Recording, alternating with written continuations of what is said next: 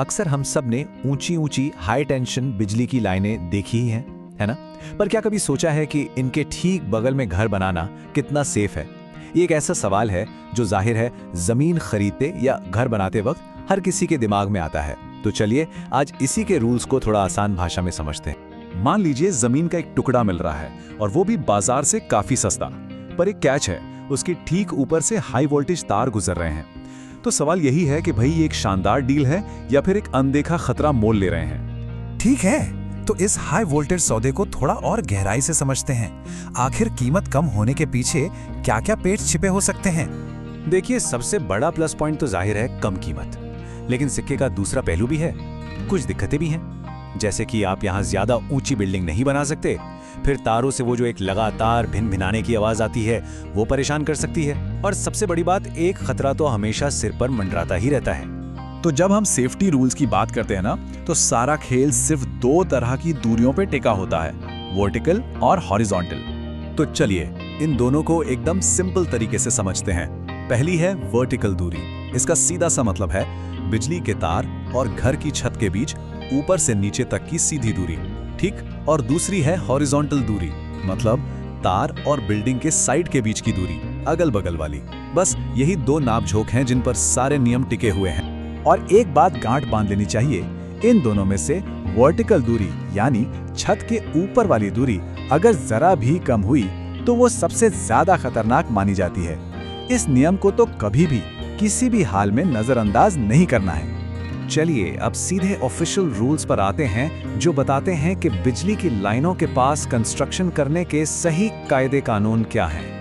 तो ये जो भी जानकारी है ये आ कहां से रही है, इसका सीधा सीधा रेफरेंस इंडियन स्टैंडर्ड बोर्ड से है।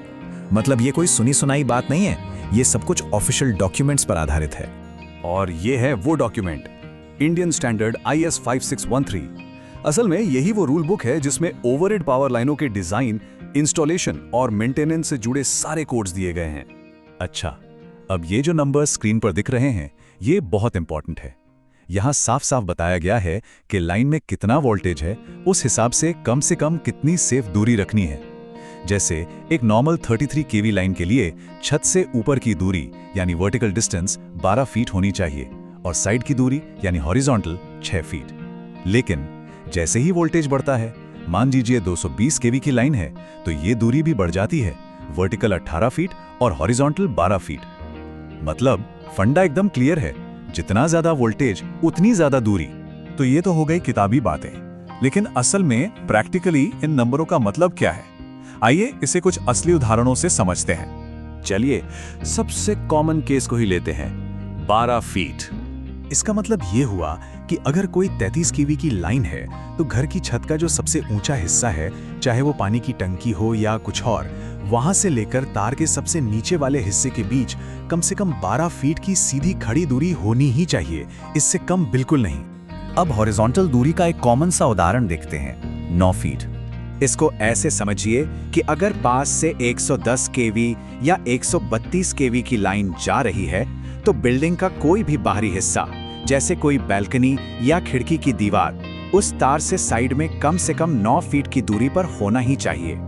तो इन सारे नियमों और नंबरों को जानने के बाद बॉटम लाइन क्या है? बस एक ही है, बचत अपनी जगह है पर सुरक्षा उससे कहीं बढ़कर है।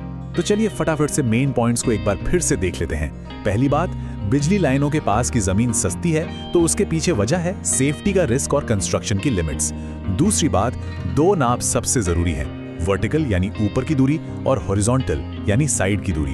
ये सारे नियम कहां से आए? इंडियन स्टैंडर्ड IS 5613 से।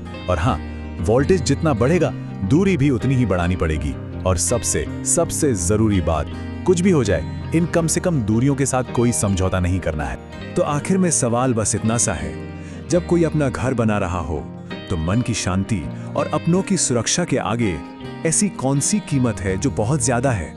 जरा सोचिएगा, इसका जवाब पैसों से कहीं ज्यादा कीमती है।